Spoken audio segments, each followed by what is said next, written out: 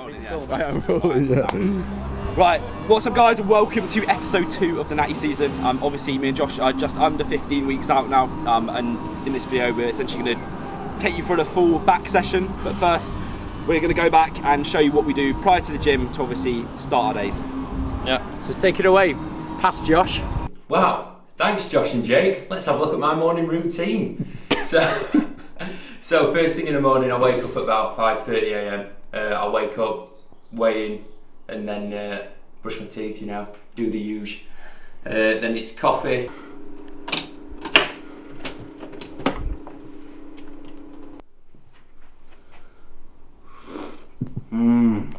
And on with my morning clients, which tend to start at 6 AM. They'll go through till 9 AM. And then 9 AM, meal one goes in. At the minute it's Cocoa Pops with a protein shake. The protein shake goes on top, nice. Then it's like round 2 of morning clients, 9:30 till 11:30. And then at 11:30 it's meal 2, which is steak and rice. The rice that I'm opting for at the minute is jasmine rice, specifically microwavable Tilda. It is 10 out of 10, fantastic.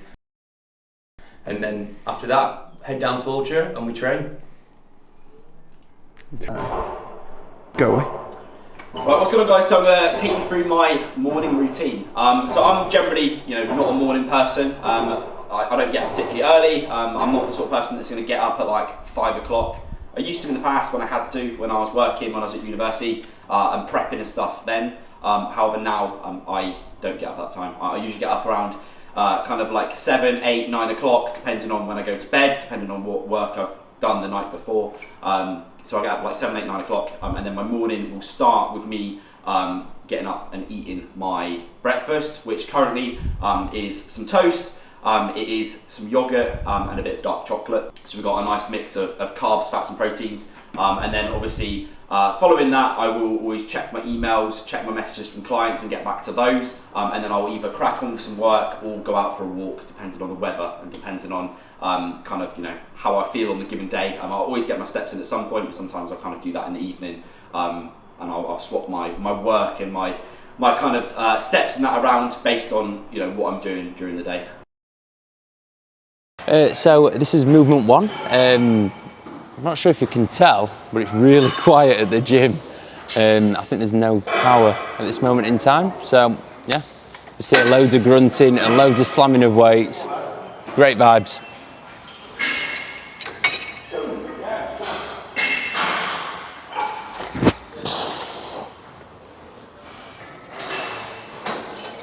You had reps in the tank there, bro. Hey mate, we're establishing a connection, bruh. What, we're doing this as an actual movement? Yeah. I've always done it as a warm-up. Oops.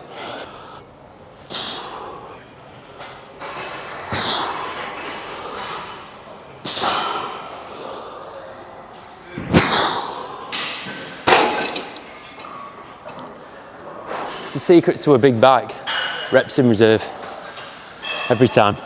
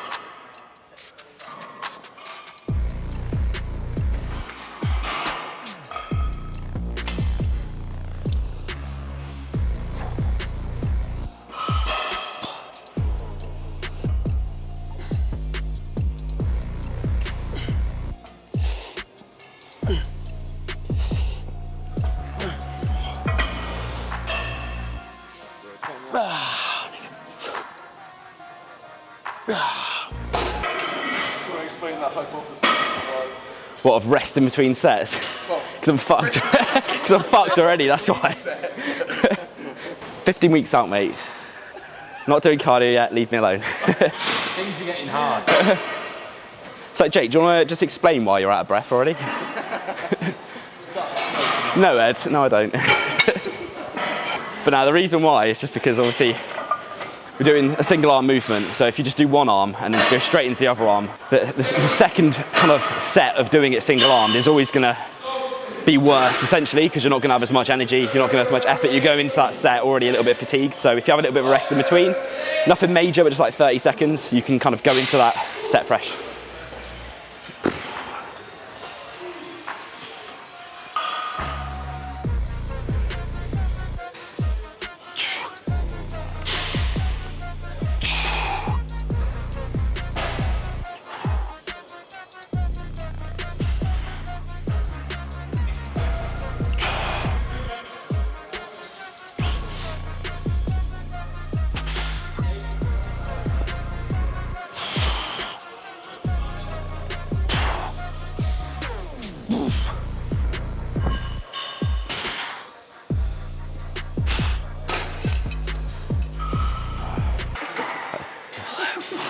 Lucky we're the same height, isn't it, else, yeah.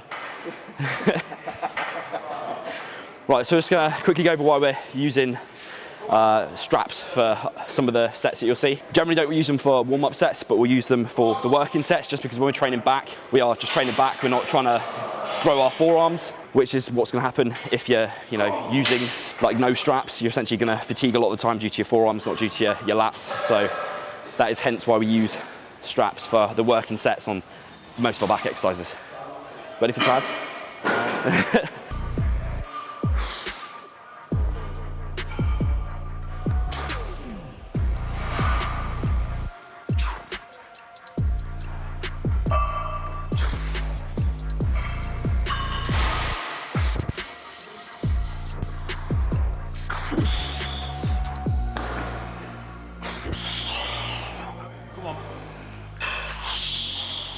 Come on.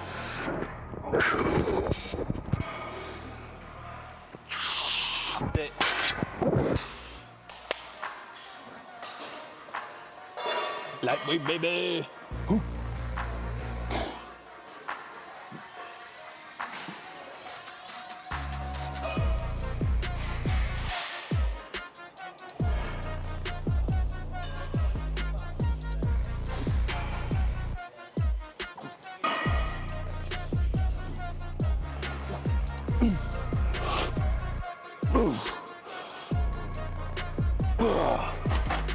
Jesus.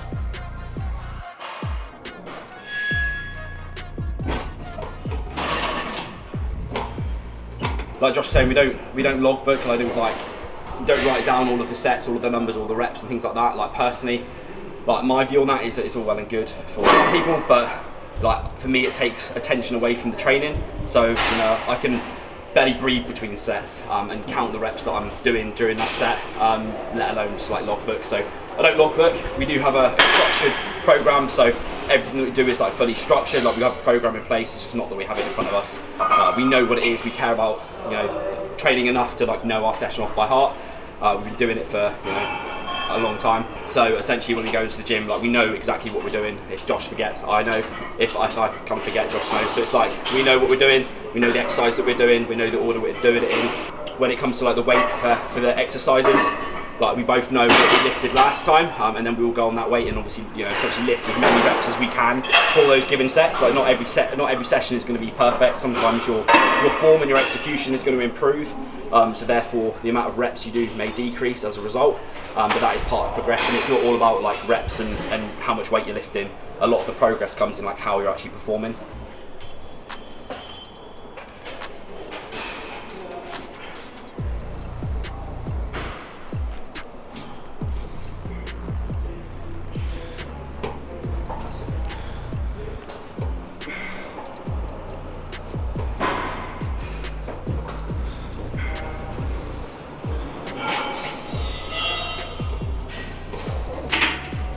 Squeeze.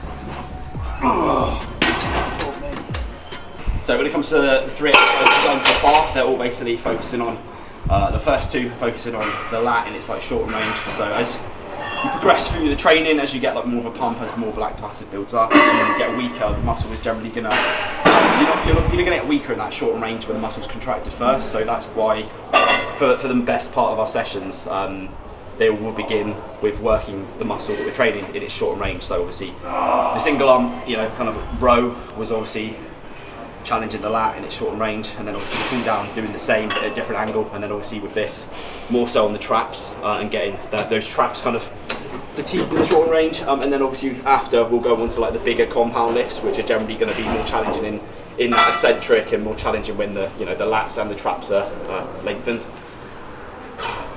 It's like a set on its own.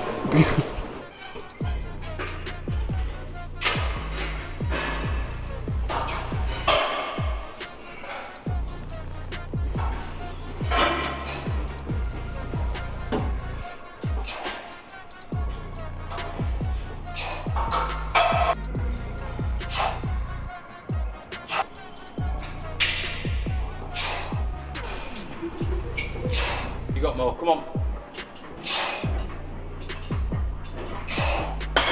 Easy. Come on, dig. Good lad.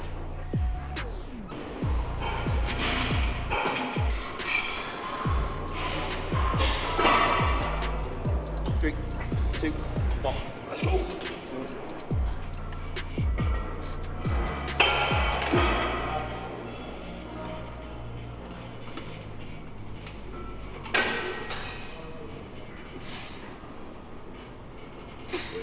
Drive.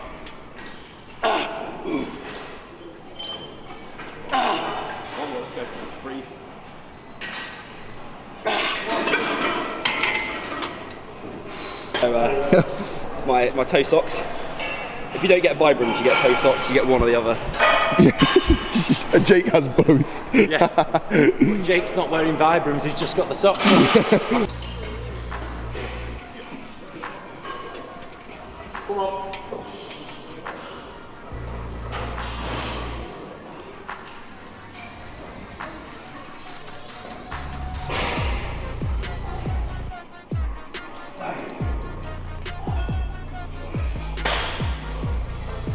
Come on.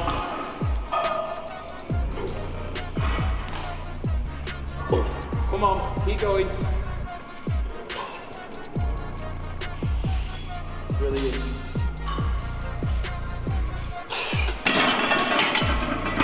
When it comes to like, obviously not many gyms are probably going to have prime stuff in, but they're very good at skip because you can load up. So each of these pegs essentially loads up the movement at different points. So if you have it at the bottom here, it's going to make it harder when this peg is here. So basically whatever peg is closest to there is going to make it heavier.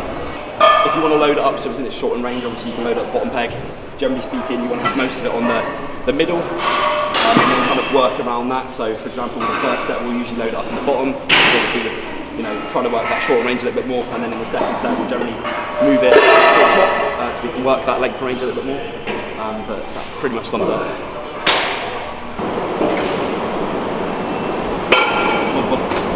Right, so the final back exercise we have in today's session is a kind of a chest supported trap row. So it's a machine again, I'll mention this at the beginning of the session, but essentially today's pull session, because it follows legs, it's very much a good chest supported kind of session, if that makes sense. So we have a later session in the week which is deadlifts, and it's more of the kind of more taxing movements on like the lower back and hips and such. But today's session is very much kind of like a machine-based session. So we finish off on this trap supported row. Like I mentioned before, we start off the session obviously making sure that we hit everything in its shortened range, and then the final 2 kind of movements of this session are both kind of like big row movements. So the first one we did was obviously more lat focused, and then obviously this one is primarily trap focused.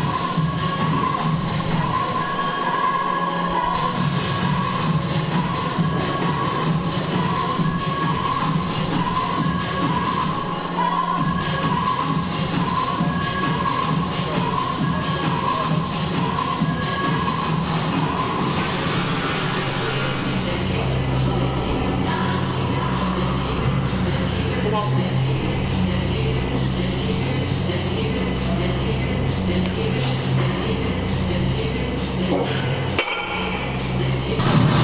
Yeah, I'm feeling good. Slept well, I've had my Cocoa Pops. What more could a man ask for, eh?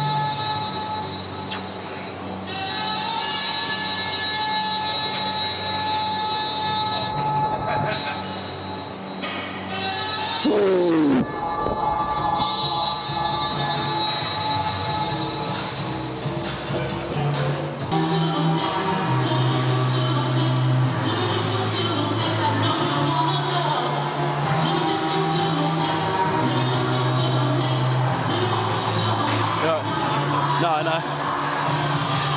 So.